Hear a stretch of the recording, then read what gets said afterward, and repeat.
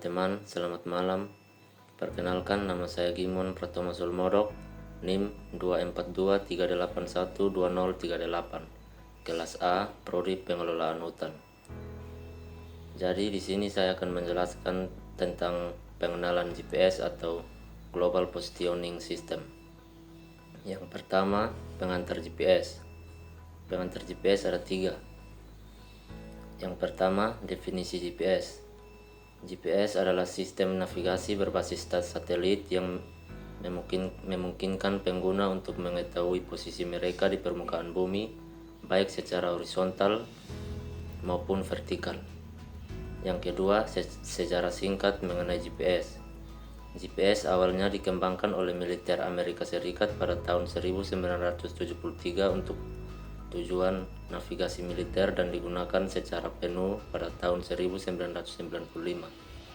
Kini GPS digunakan oleh masyarakat umum di berbagai bidang. Yang ketiga, fungsi utama GPS. Sistem ini digunakan untuk navigasi atau penentuan rute perjalanan, pemetaan, pelacakan lokasi, serta aplikasi dalam berbagai bidang seperti transportasi, pertanian, kehutanan, dan lain-lain. Ada juga komponen utama GPS. Yang pertama, satelit GPS. Satelit GPS terdiri dari 24 hingga 32 satelit yang mengorbit bumi pada ketinggian sekitar 20.000 km. Setiap satelit mengirimkan sinyal yang berisi data waktu dan posisi satelit itu sendiri. Yang kedua, penerima GPS.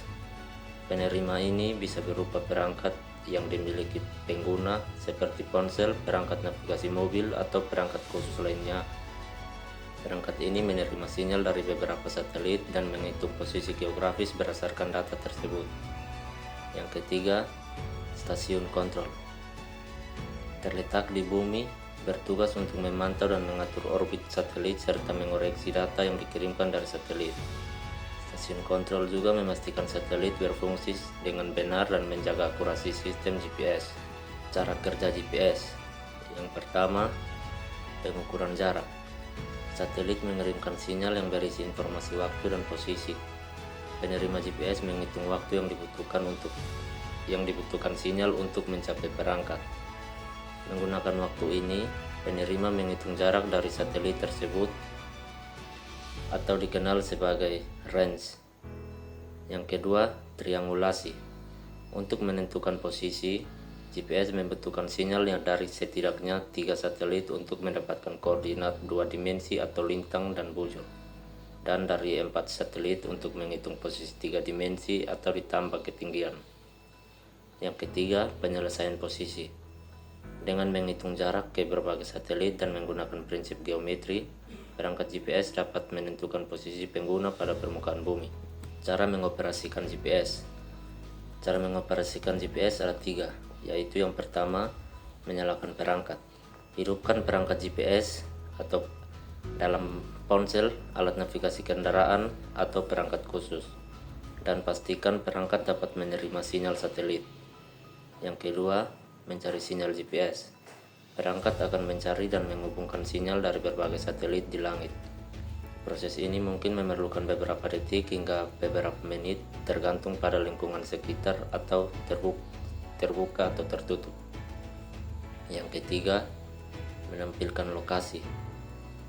Setelah perangkat menerima sinyal yang cukup, GPS akan menghitung posisi dan menampilkan koordinat atau lintang bujur dan ketinggian di layar perangkat.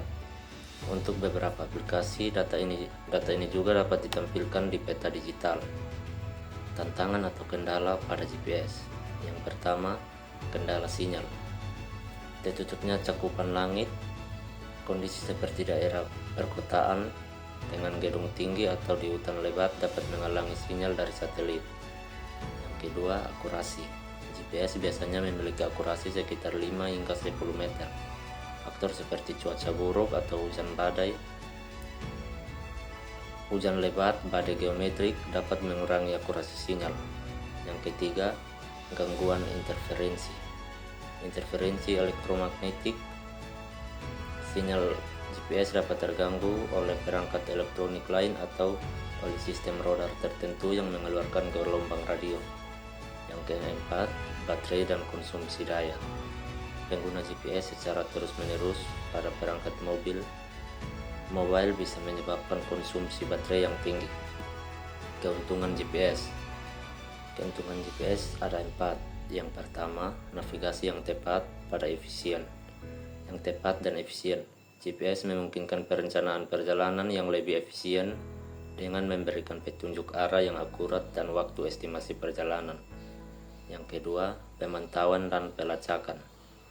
GPS digunakan dalam sistem pelacakan kendaraan, barang, atau individu.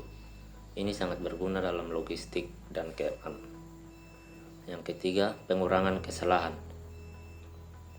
Menyediakan data posisi yang lebih tepat daripada metode navigasi tradisional seperti kompas atau peta. Yang keempat, akses gratis dan global. GPS tersedia secara gratis bagi siapa saja, kapan saja, dan di mana saja selama ada akses ke perangkat GPS. Aplikasi GPS dalam industri kehutanan. Pemetaan hutan.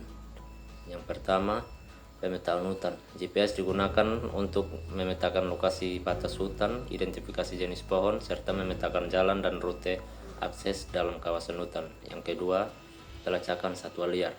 GPS digunakan untuk memantau pergerakan satwa liar, misalnya untuk mengikuti migrasi hewan atau menjaga keberlanjutan spesies yang dilindungi. Yang ketiga, manajemen sumber daya alam. GPS membantu dalam pemantauan dan pengelolaan pohon yang akan ditebang serta area yang akan dijaga kelestariannya. Yang keempat, pemantauan kebakaran hutan. Dalam kebakaran hutan, GPS digunakan untuk menentukan titik api dan mengarahkan tim pemadam kebakaran dengan akurat ke lokasi kebakaran. Yang kelima, perencanaan penanaman pohon. Menggunakan GPS untuk merencanakan penanaman pohon yang lebih efisien di area tertentu berdasarkan kondisi tanah dan cuaca.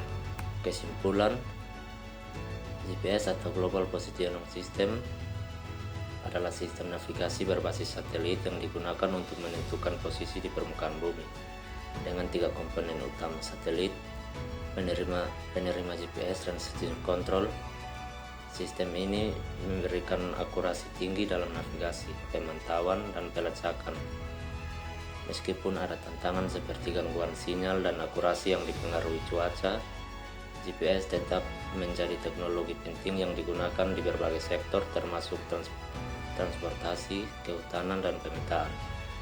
Seiring perkembangan teknologi, GPS diharapkan semakin efisien dan membantu dalam pengelolaan sumber daya alam secara berkelanjutan. Demikian itu presentasi dari saya mengenai pengenalan GPS.